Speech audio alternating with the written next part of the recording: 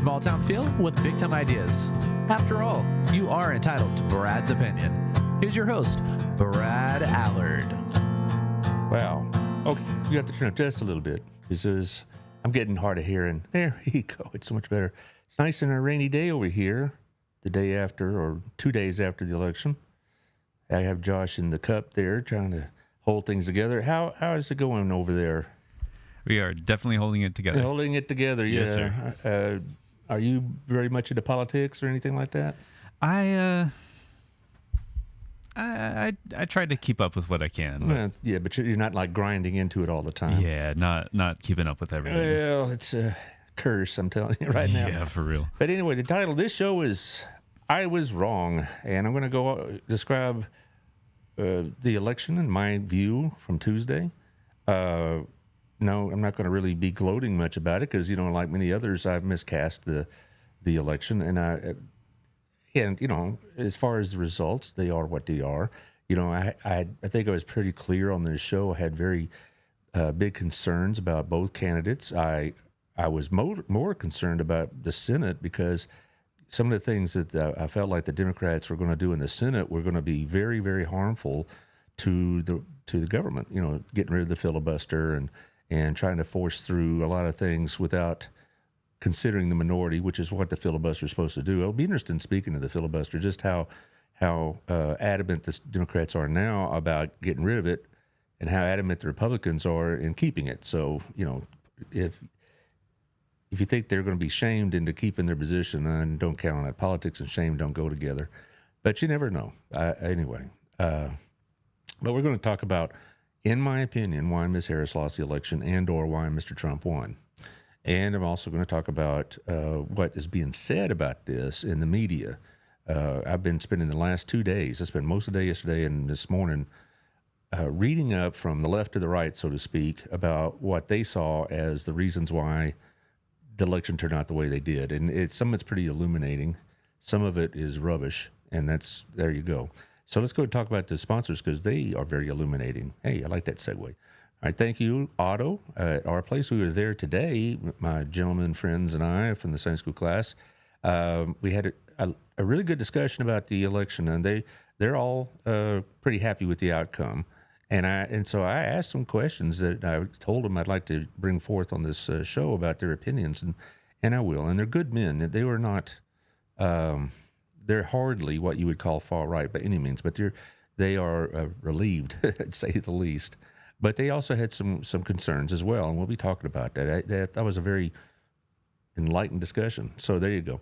Also with the Gina's contest, we will be announcing the winner on Monday. I'm going to have Sandy Mason, the American Legion, on. We're going to have it on that day.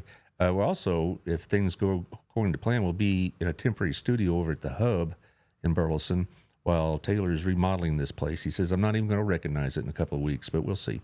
I'm sure it'll be great. But we're going to be announcing the winner then and seeing the $50 gift card. I had about 70 entries, and so you have a 1 in 70 chance if you get your name. It's still not too late. If you want to jump in at the last minute, I can still put a couple of names on it. Also, Wild Cigar, I'm sure they're happy with one part of the election. The two initiatives, both the bond and the liquor store option, both passed. So I'm sure in Wild's case, it's going to be a great help to them when we finally start getting some local liquor people so they can start buying it at a lower cost and maybe wholesale pricing and maybe competitive pricing as opposed to having one place to buy it. So they were pretty excited, I'm sure, about that option. And from what I understand, I got this from the Burleson Buzz, so Cody O'Brien was on top of it. It was about a 2-to-1 margin, like 13,000 to 6,500. So it was a fairly substantial victory for allowing packaged liquor stores here in Burleson. So I'm really excited about that, not just because it's going to be a quicker drive or anything like that, but because people I know in this industry, in the restaurant industry, are now going to have the ability to maybe, add to the bottom line, and that's always good for the whole town. Also, thank you to I'm reading it off. Thank you to Southern Gym. They're open right now. It's Christmas time. It's time to go by and take a look at it. Speaking of Christmas time, I was joking with the guys at our place. They already got the Christmas decorations up, and you see them all over the stores already and think, whatever happened at Thanksgiving? They had these decorations up even before Halloween practically, but the point is that Southern Gym is going to have a lot to offer this Christmas season, and they also have an event coming December 5th from 5 to 8. It's going to be kind of like an open house kind of party with the jazz trio and hors d'oeuvres and whatnot from Revelry, and there'll be some drinks there, and it's going to be a great time. So drop on by. Galen knows how to throw a good party. So also, thank you to Old Pro Roofing. You know, when all this rain, I'm thinking last week, I don't have to worry about a thing because John Williams told me my roof is okay, and suppose it's going to rain tomorrow. And I'm not going to have to worry because John Williams told me my roof is okay. Why? Because I called him, 817-734-2756, and he came and checked it out and said I was good to go. And for some people, I bet they found out, they have a leak in the roof, and it's a bad time to find out. And if you have water damage, I know you can call my friend Lisa and Morris Smith over at Stop Restoration if you did have water damage. If you do have roof damage, definitely call John. And they're local folks here. Their office is in Old Town, so there you go.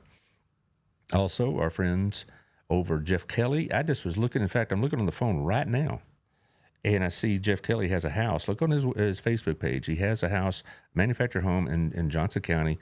A very good price. It has some really nice pictures to it. So take a look at it. This may be something that, good starter home for a young couple or things of that nature. So you definitely want to take a look at that. Also, check out our show from a couple weeks ago. So we were talking about interest rates, and supposedly today the interest rate's going to be cut a little bit more. Now, does that mean automatically that the mortgage rate's going to come down? Maybe, maybe not. I don't know. Talk to him. Talk to my friends over at Camco. Call Candy Gal over there, and she'll tell you yes or no about what's going on with the rates. Tiffany is out. Her Local Life magazine is out. On the cover is our friend Otto at Gina's place, and so it's a nice little segue there. It has a lot of great ads, has a lot of good information about local businesses. It goes to 30,000 homes.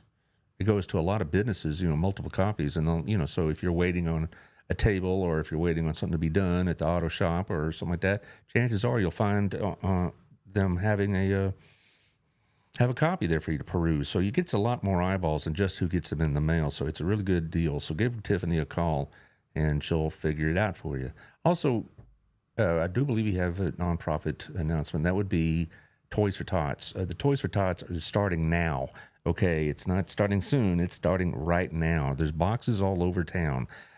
If you want a box, you can call my friend Jack Matson. He'll come by and get you one. His phone number is 682-282-9226. That's 682-282-9226. And he will bring out a box for Toys for Tots, and they're going to have on December 5th at Burleson Stadium. I still call it Elk Stadium, dadgummit.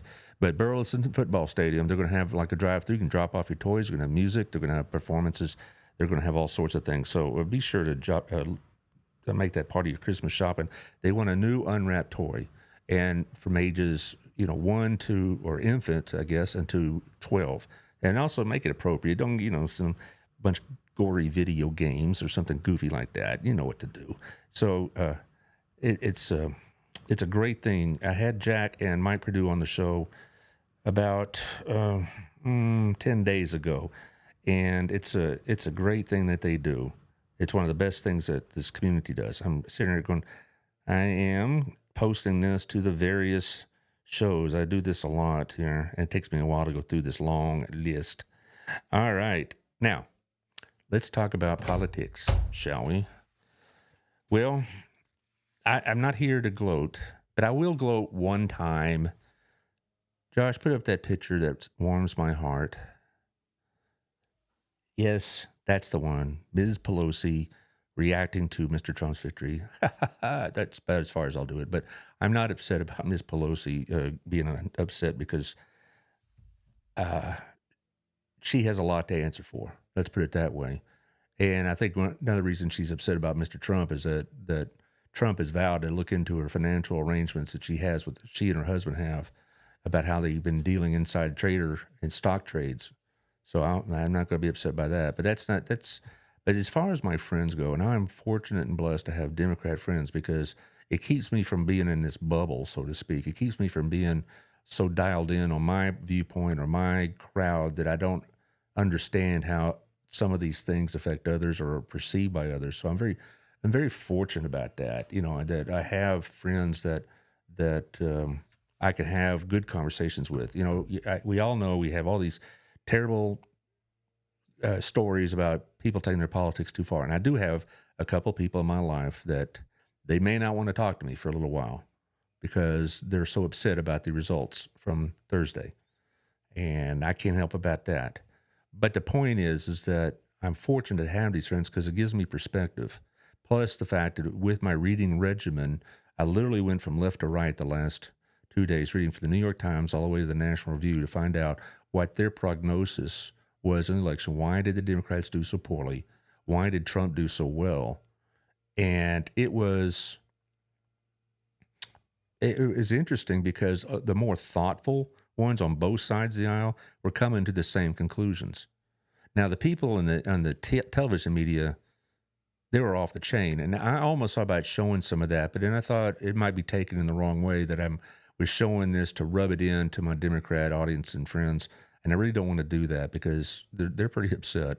And as many of my Republican friends would have been if the reverse had happened on Tuesday. So I'm not going to show video clips of The View going off the chain. I did watch some of that. And for the life of me, I don't know why people waste their time watching that show. It's Whoopi Goldberg and Joey Behar don't know anything more about politics than they do about shoeing a horse. And so they get the ratings, and so there you go. But also I checked on some of the clips about MSNBC, and they're almost in tears.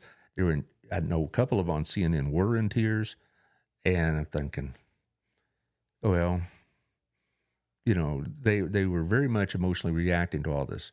The print media, I guess because they're one step removed and they have time to think about it and they can edit their comments or whatever else, were less,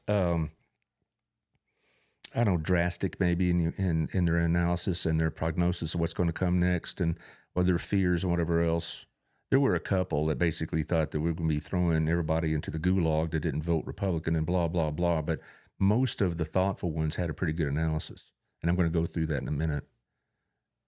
But there's several things that I noticed about the election, just general facts. One is that the Black and Latino vote, particularly Latino men, went very heavily towards Trump. The Black men and the Latino men, the majority of Latino men voted for Trump. That's the first time that's ever happened. He got 45% of the Latino vote overall, which is the highest that's ever happened for a Republican. That's one thing that's got the Democrats very, very upset is because they took the votes for granted that they had the Black and Latino vote. And when it wasn't happening, they were very upset. The biggest, strongest group, as you might guess, for the Democrats were Black women. But the Black men, majority did vote for Ms. Harris, but a substantial number voted for Mr. Trump, notwithstanding the scoldings of the Obamas who descended down from Olympus to tell Black men that they're traitors if they don't vote for Harris, or sexist or misogynist. That's part of the reason I think the Democrats lost is their condescending way of dealing with certain types of voters, certain groups of voters, that you need to vote for us because you're Black or Latino. And some Black and Latinos, particularly the men, resent that. And resent the fact that Ms. Obama and Mr. Obama come down from Hyannisport or Martha's Vineyard or Long Island or the Hamptons or whatever they're at their latest home to come tell them you need to vote for Harris because she's Black and so are you. Or she's a woman and so are you. And this is what got to me. Is some of the analysis I was watching, like the Morning Joe, which is another knucklehead show. I was just watching clips of it, and they were basically saying she lost because of misogyny, sexism, and racism. Well, you keep thinking that, guys, because you're going to lose more elections that way. If you're going to treat everybody as mentally or morally deficient that didn't vote for Kamala Harris because she's a Black and a woman, then you're going to have real problems. And because that really did kind of stick in my craw a little bit because it's so patronizing and condescending to so many people that because you are, fill in the blank, you are obligated to vote a certain way. And there was The View, among others, was scolding white women for not voting in big enough numbers for Harris because supposedly Harris was going to, give them all these other protections and all this other stuff. But white women have other issues on their mind besides abortion. They also are concerned about the economy and the border and security and all these other things. But they treated the white women that This is the only issue you need to be concerned about. And so that kind of patronizing is one of the big reasons that both the sides of the argument, I'm talking about the legitimate liberal and conservative writers, not kooks, but the good ones, both of them came to that conclusion, that elitist attitude and that patronizing attitude cost them a great deal. All right. And that's that. And I fully believe that, because I have, amongst my wide range of acquaintances, I have a couple of African-American friends, a married couple, and they were indignant that they were expected to vote Democrat. And they're business owners. They're strong believers in the Second Amendment. And they were kind of, irritated to hear people like Michelle Obama or Beyonce or these others vote for Harris because she has the same skin tone as you. And that's my bottom line with that particular aspect. The Democrat Party, as long as they continue to practice identity politics, are going to continue to lose. All right? The Democrat Party talked to groups. Trump talked to voters individually and collectively. He talked to the voters, whereas the Democrat Party were trying to segment the vote and have different messages for different groups that they thought would resonate with a Latino audience, with a Black audience, with a gay audience, with an Asian American audience, with the Arab audience. That's another issue altogether. And so they didn't have a coherent message. And so I think, as long, again, as the Democrat Party looks at the voting public as in segments and thinks that because of skin color or gender or orientation or whatever else, that we're going to have to tailor a message for them without regarding the fact that they have the same concerns across the board, that I think they're going to continue to lose. And to be real frank, Ms. Harris is a good example of that. She was chosen specifically by Mr. Biden back in 2020 because she was a Black woman, and he said he would appoint a Black woman as vice president. And so, great. He picked her, not because so much of her qualifications and skills, even though they'll protest that. It was because she filled a certain identity quotient. And again, I'll say it again, as long as the Democrats treat people as objects and subject to whatever skin color or ethnicity or religion or race or you fill in the blank, they're going to continue to lose on the national level. All right. Another reason I think that the Democrats had a hard time is that their campaign styles are much different. With Mr. Trump, he's giving these rallies. He's going to the Alabama-Georgia football game. He's doing that little stunt at McDonald's that everybody got all worked up about. And I'm like, why are you getting worked up? That's what campaigns are. They're stunts, right? Or he gets up there and he's mixing in and mingle with the people, whereas Harris was always in very safe environments. She never spoke to, quote, like the VFW or at an ag convention, or she didn't go to the Texas State Fair or something like that. She never would talk or be amongst what we would call regular people, if you will. Whereas Trump, he, hate him or love him, he has a connection with the average voter that Harris never got. And so Trump is out there with the people, so to speak. And then, of course, when Joe Biden calls his supporters garbage, he shows up the next day with a vest on and a safety vest and a garbage truck. It was a great stunt, and people are thinking, his opponents are thinking that was kind of crass, but his people loved it because he showed a kind of not just an ironic humor, but also a common touch. It's amazing to me, on a side note, that this Yankee billionaire New Yorker is, so much more connected with the majority of the voters, and it is what it is with the majority right now. Josh, we put up the presidential slide, the one on the Electoral College. Okay, right now, this is from about an hour and a half ago. This is from Real Clear Politics. You're going to see that Mr. Trump has 50.8% of the vote. That is the first time since 2024 a Republican has gotten a national majority. Now, can that change? Well, there's still a lot of votes to be counted in the far west, Like California still has a third of theirs to count, and on and on. And so Arizona, of course, is counting them with the, it's like once they run out of fingers and toes, they're done for the day. And so, so there may still be, there will be a tightening up of that. But the point is that this is the best showing, actually, in the Electoral College that the Republicans have had since 1998. It also is the biggest popular showing they've had since 1998. Mr. Bush had a narrow majority in 2004. And you're looking at states that go across the whole United States. I mean, and so much difference in states. Georgia, Arizona, Pennsylvania, the Blue Wall, Pennsylvania, Michigan, and Wisconsin. And so we're talking about a variety of voters. Whereas if you look at the blue states, in most cases, they have a very similar outlook. And so Mr. Trump was able to spread his message across a wider range of people. And they found that to be very appealing, to say the least, okay? Another reason I think, to kind of finish this one up here, Harris also, in most cases, would choose friendly venues for interviews, podcasts. She avoided Joe Rogan, which was a dumb idea. She avoided the Al Smith dinner, the dinner that the Cardinal of New York puts on, and it's supposed to be a timeout from politics, and it's for charity, and they're supposed to say nice things and make jokes about themselves. She skipped it.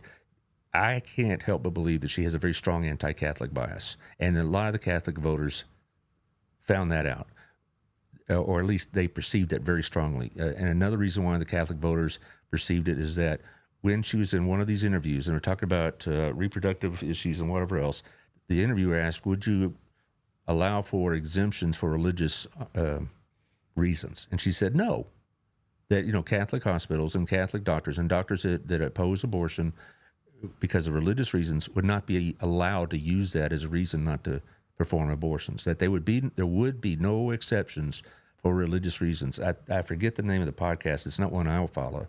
It's, but I think that resonated really strongly, because I know in New York in particular, all the priests read that, the message from the cardinal saying, this is a real concern to us, that you're not going to allow for religious exemptions to, if you're a Catholic hospital or a clinic or something like that, you can't use your faith as a reason why you're not performing abortions. And so that she lost the Catholic vote big time. And in that, the Catholic vote traditionally has been Democrat, not this time. And I think, again, it ties into the lack of accommodation of people that don't think like them. The Democrat Party, not Democrats, let's be very clear. I'm not talking about my buddies that are Democrats, who are much more accommodating and open-minded, but the party itself, the leadership, the elites, I think are so unwilling to compromise one iota because they're so tied into the far left of their party that they can't comprehend somebody not wanting to perform an abortion because it violates their religious principles. It's like they're wrong in thinking that. The Democrat friends I know, those that support abortion, also they do allow for people to have conscience about it. All right, now Irma Chris says, do you expect Trump to try to unify the nation? If so, how do you think he tries to accomplish that? I think he'll try. I do, because all presidents say that. They don't walk in the first day of office and say, well, I'm not going to talk to 49% of you. How will he do it? My hope is he'll pursue policies that, first of all, has a broader range of agreement than some of the more hot-button issues. All right? And he tones down, if it's possible for him, some of the more, goofy rhetoric that sometimes comes out of his mouth. But I think, if they pursue things that are based on the economy, like the tax issues and, trying to deal with other related issues of the economy, try to, work on the inflation, et cetera, I think he'll get broad support, because that's why, even from some Democrats who I think see the writing on the wall. But as far as if he wants to go and pursue some other issues that may have more opposition, it's going to be a little rougher. And you have to also say that there is a certain segment that will not be unified with Mr. Trump under any circumstance. They're going to oppose him tooth and nail, regardless. So, and would that have happened if Harris had been president? Probably from the right. I think it's going to be very difficult for any president right now to unify the country. And so I can't say he is going to accomplish that. I think he'll try to do that. And like I said, if he pursues an economic first policy, also he does things to secure the border without being seen to be too drastic or whatever, or too harsh, I think that'll help. Now, again, when it comes to the border issue, there's going to be some people that have only one answer, and if Trump does not have their answer, then they're going to oppose him. But that's what I'd hope, and try to get away from like some of the cultural issues that seem to get everybody worked up. Let's just let the culture work itself out. But good question, Irma. Now, as far as any other issues or any other mistakes, if you will, I think another thing is people want to vote for something. And most of Harris's message was that Trump is a fascist and he's going to bring in this new dark age. And a lot of people just didn't buy it. And I think a lot of the reason why they didn't buy it is because they're kind of fatigued for every 4 years having the Republicans being called fascists. They were called, I've been around, I'm 62 years old. My first election was Carter and Reagan, and they were calling Reagan a fascist. They called George H.W. Bush a fascist. Good grief. You won't find a more gentlemanly man than that. They've called every candidate a fascist. Mitt Romney, John McCain, whatever. And so a lot of people just rolls off their back. They think it's just typical campaign rhetoric. Did Trump give them ammunition for that? You bet he did, because he has diarrhea of the mouth sometimes, and he says some things that are just goofy and all this other stuff because he likes to get a response from the crowd. So he'll say, throw out some, hot sports opinion or whatever about this, that, and the other, and people, will use that against him. But my point is that they didn't come and say, we want to do positive things. They focused on two things: that Trump is a fascist, and we want a national abortion law. Okay, these other things they threw out there, like $6 million or $6,000 for newborns or whatever else, and it's like, most people just said that's campaign promises. Is Trump going to do everything he promised? No, I hope he doesn't. I'm still not on board with that tariff idea. But there you go.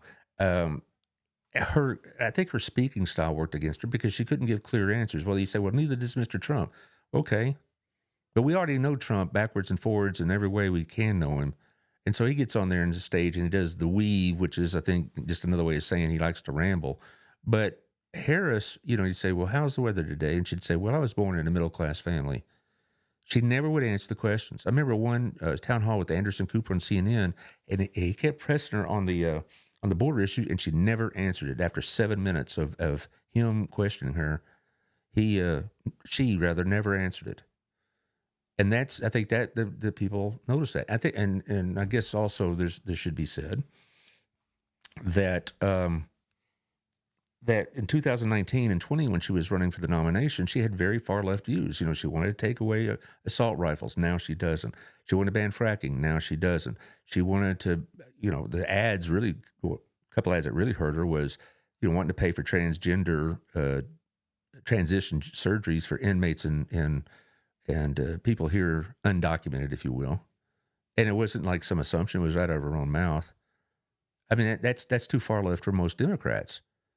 Paying for transgender surgeries for inmates, and she also, wanted to mandate, some of these other cultural issues that a lot of Americans and even a lot of Democrats are uncomfortable with. And then she comes up, and says, "Oh, my values haven't changed." Well, but your views have. No, my values haven't changed. She never addressed why she in 2019 wanted to ban fracking, and then in Pennsylvania she was all about it. Or why she wanted an open border in 2019 and a path to citizenship and amnesty, and why she was against it now.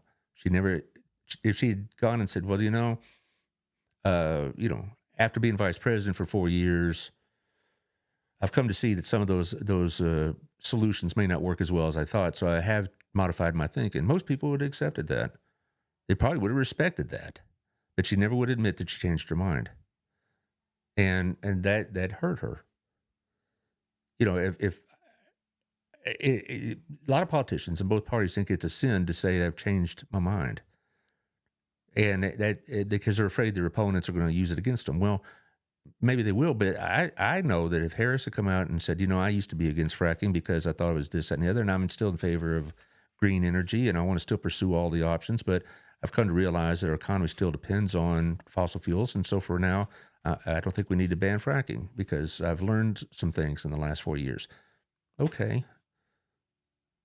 I think that would have helped a bunch, but she never would answer that directly why she changed all her views.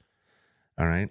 Now, as far as the Democrat Party itself, the smart guys in the liberal media, the ones I trust, I suppose, the ones who are looking at this more objectively said the Democrat Party needs to get away from this image they have of the elites, of Silicon Valley, of Wall Street guys, you know, the upper middle class, the college educated, the white upper class suburbanites, the celebrity crowd, the Hollywood crowd. They need to get away from that and get back to, quote, the people, like Trump does. If they're smart, and that's what these columnists are saying, if they're smart, they would not reject Trump's campaign style, but look at it and study it and see how they can adapt to it. Successful parties do that, you know, and so if they want to continue to be the party of the elites, of the upper classes, you know, academic, Hollywood, the high finance, the more wealthy, the college educated, which is actually much fewer in number than the working class, then they're going to need to reevaluate. And also this use of celebrities, get away from that. What the hell does Oprah Winfrey know about what's going on in our lives? After she made their last appearance, she hopped in her limo, went to her private jet.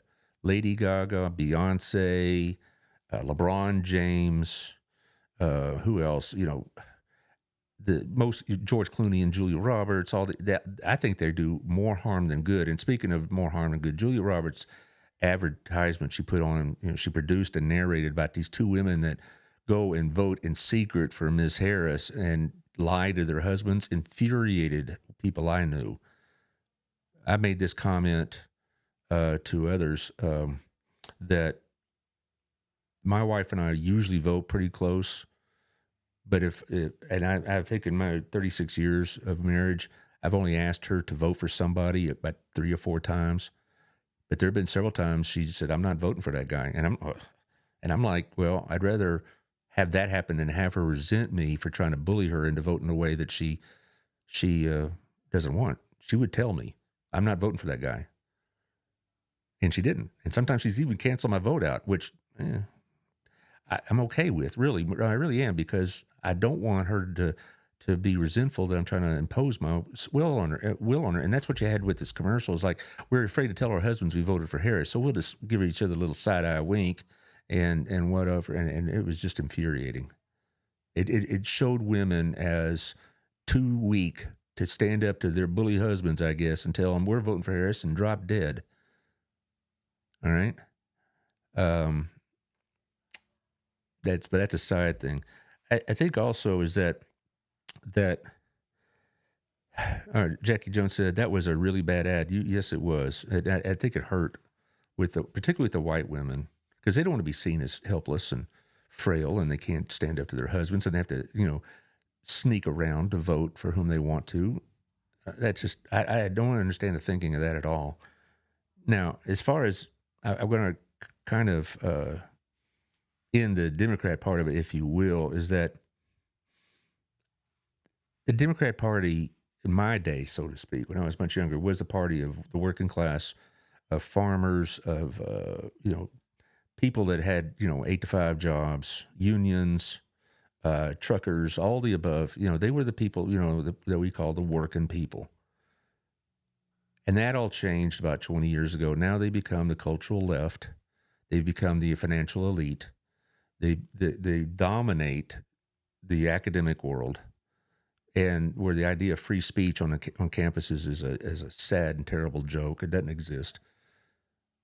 They also were subject to every far left progressive idea that they were being drugged there. Joe Biden is a great example of this. All his life, he was working class Joe, Union Joe from Scranton and all this other business.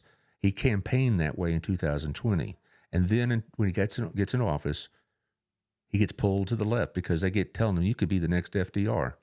And so he had all these high dollar expenditures, the Green New Deal, the quote Inflation Reduction Act, which was a joke, another round of COVID payments, which most economists said was not necessary. I mean, I took the money. Oh yeah, so I weren't there with them, but they said it was unnecessary. And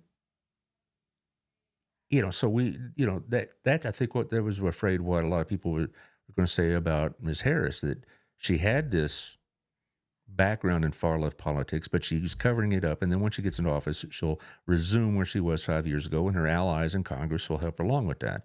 They didn't trust her. They didn't believe this newfound change in her philosophies because she never would address it.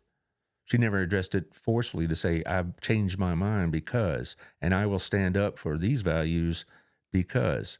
A lot of people that I know that voted against her were convinced the moment she took the oath of office, she would go back to her progressive roots.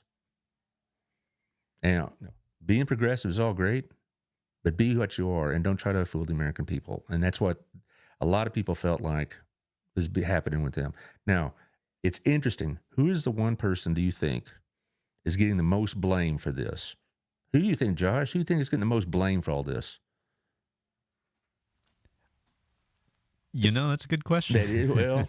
But there's a common consensus being developed. It's Joe Biden's fault. Yeah, I can see that. Yeah, that he didn't get out in time, that he made stupid comments like American supporters of Trump are garbage. And don't give me this apostrophe business. The stenographers protested that insertion in the transcript. But I'm just saying that they say that Biden sabotaged her campaign by hanging in there well past his expiration date, that he should have gotten out either right after that disastrous debate, but they really said he should have gotten out in December. I'll answer that question in just a minute, or I'm going to finish this thought, but we'll get to it.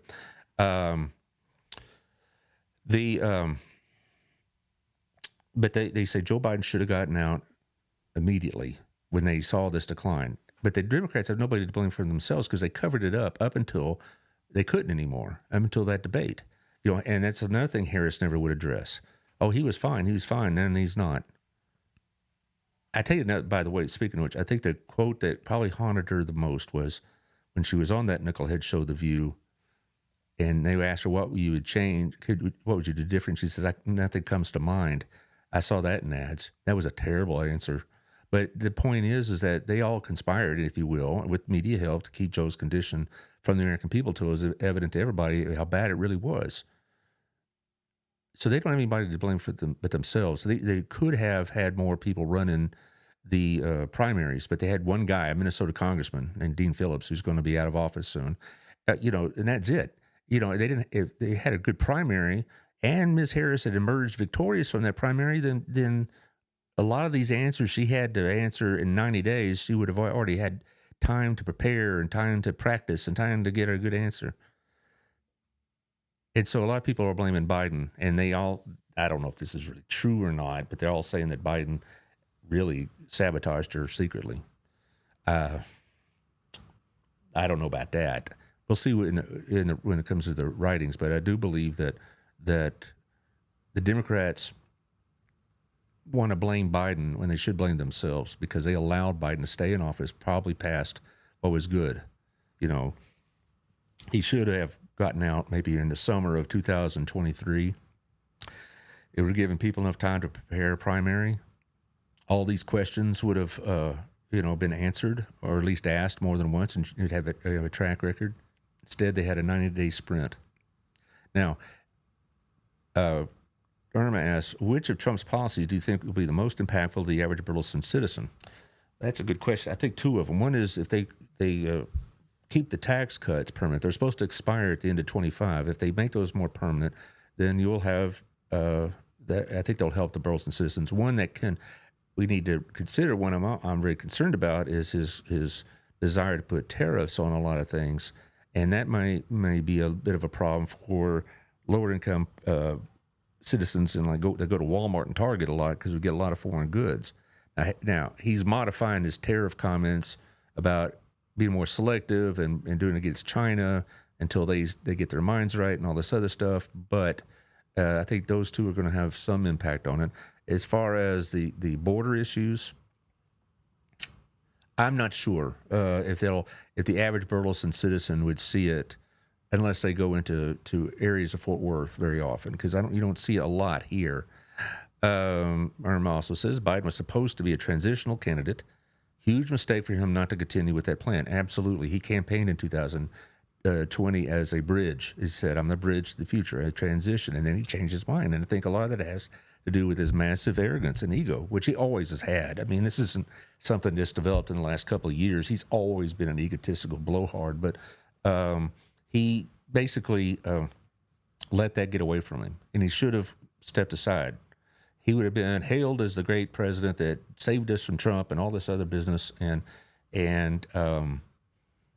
he would have had a great send off, and he would have been a hero of the party. And basically kicked him to the curb. Even at that convention, he didn't get on stage until like 11:30 Eastern time, so nobody saw it. And so and he's been an afterthought until he makes some comment. But anyway, I like your question about the Burleson citizen impact. It's going to be mostly economic, I think. So we'll see what happens with that. Now, as far as where did I go wrong, which is hence the name of the title, I'm from the old school of political education and readings, I guess, if you will. And I looked at some of the macro issues, the macro candidate campaign stats, like the fact that she had such a huge money advantage. $1 billion, literally $1 billion raised in 90 days. We'll never break that record. And the fact that money wasn't just for ads, but I thought she'd have a massive turnout game in states like Pennsylvania and Michigan.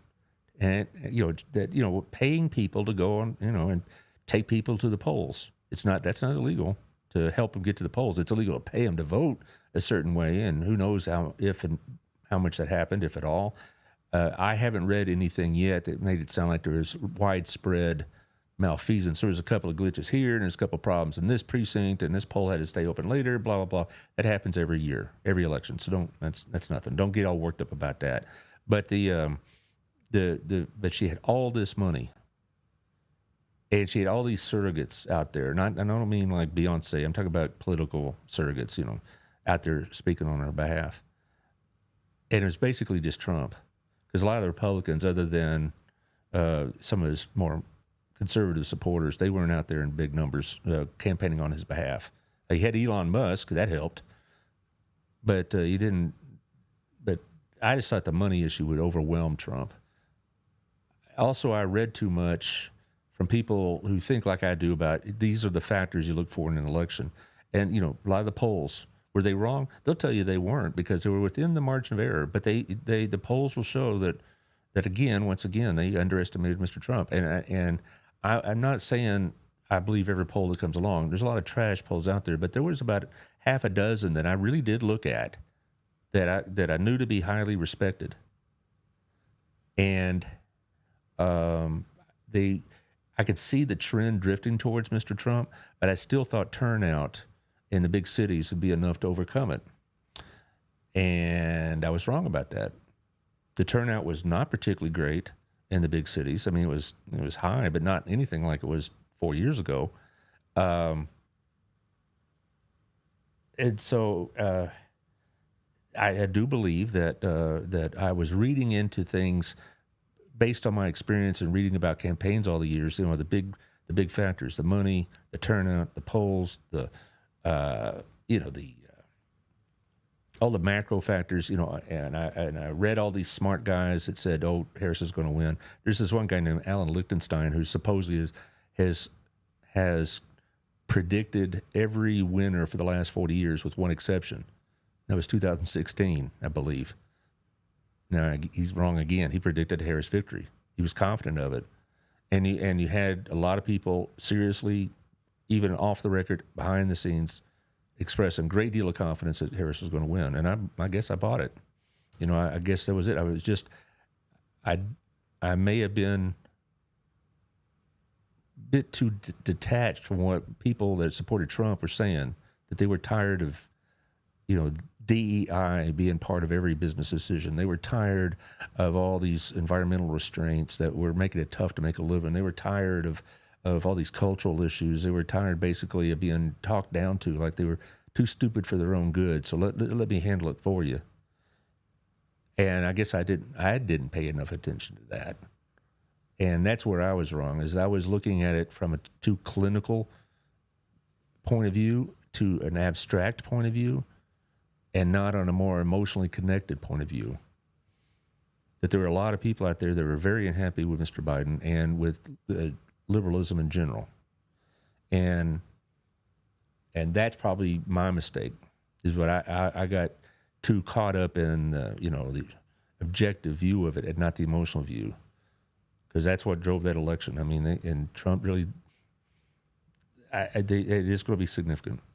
Now, I'll end up with this. I know my Democrat friends are really concerned with what's going to happen.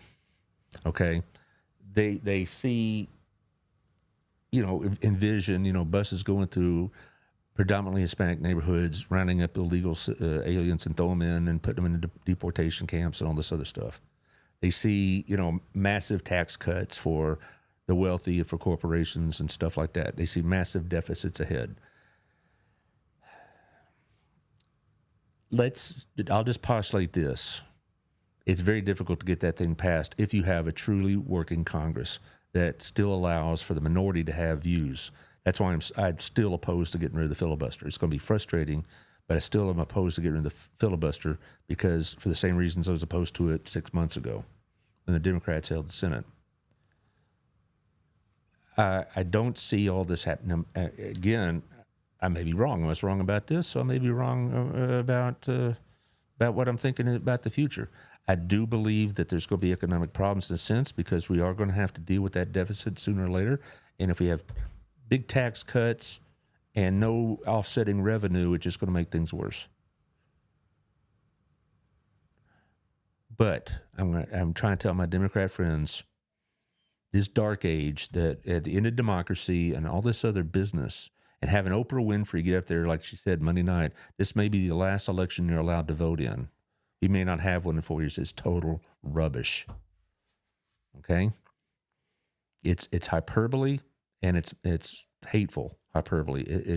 It leads to a lot of fear in the American people that doesn't need to exist.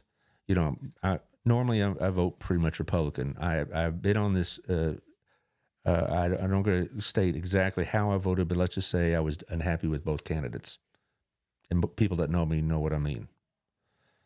But when Mr. Obama was elected, or Mr. Biden was elected, I wasn't particularly thrilled, but I wasn't particularly threatened either. And Obama represented a real dramatic change. Biden, I didn't think so much, but I learned differently. But Obama represented significant change. Did I feel threatened? Not really.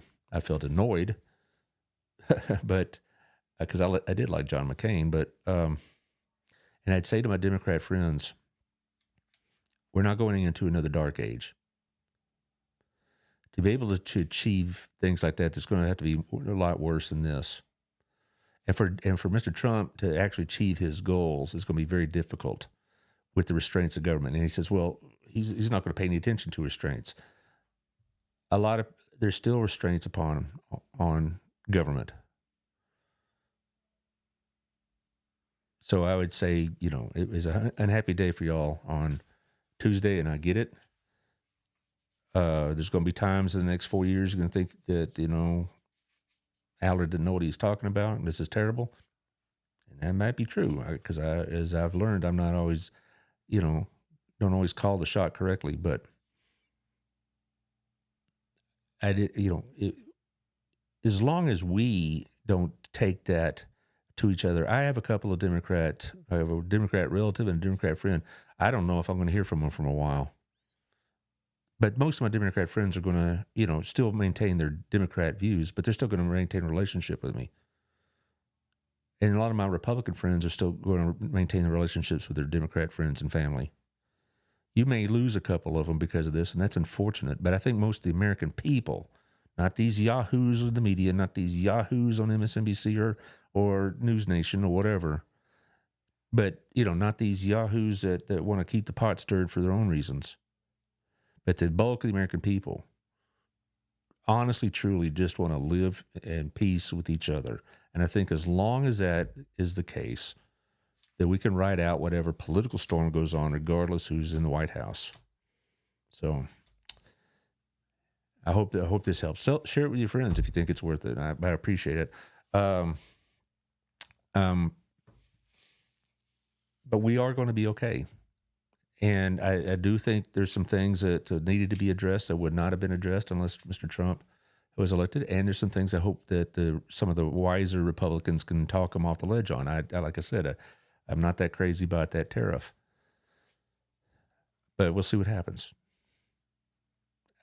One last thing. This is off the topic entirely. Today is Jennifer Wood's last day as head of Harvest House. They're right now, as we speak, they're having their harvest brunch over Pathway, and I'm sure she's getting the awards or the recognition she deserves. I'm going to try to have her on next week sometime. She's been really busy, of course, as you might guess, transitioning from this job to the next person coming in and all this other stuff. But I'm going to try to have her in so we could have a conversation and talk about what she's learned over the last few years. But God bless Jennifer Woods and God bless Harvest House and other groups like that. They make this town what it is. They make it a much better place, much more hospitable and generous place. And so if you have a chance, Jennifer, send her a message on Facebook or a card or give her a text or phone call and just say thank you for all the stuff you've done. Because that resale shop is thriving. People are getting food and other sorts of help in tough times. So thank you, Jennifer, for all you've done. Now, Monday, it's Veterans Day. I'm going to have Sandy Mason, the American Legion. And then after that, like I said, I'm going to try to get Jennifer on. Well, I'm not sure exactly what my other show is going to be next week, but we'll see. Josh, we didn't even get to those other slides, did we? It does all right. It doesn't matter. Everybody knows what's going on. Yeah, no, we didn't. No, we didn't. We'll save it for next time. Yeah, well, I don't know if they'll be any useful. I mean, I was just going to show you slides on the Senate and House races, but I got off on a tangent. It doesn't really matter. It happens sometimes. It happens, yeah. So that's all right. I got on a roll. It was doing the weave, okay, like Trump, the weave. All right. So anyway, thank you, Josh, and thank y'all for listening. Share if you wish, please. I would appreciate it. I need the views. Anyway, and we'll see y'all next week.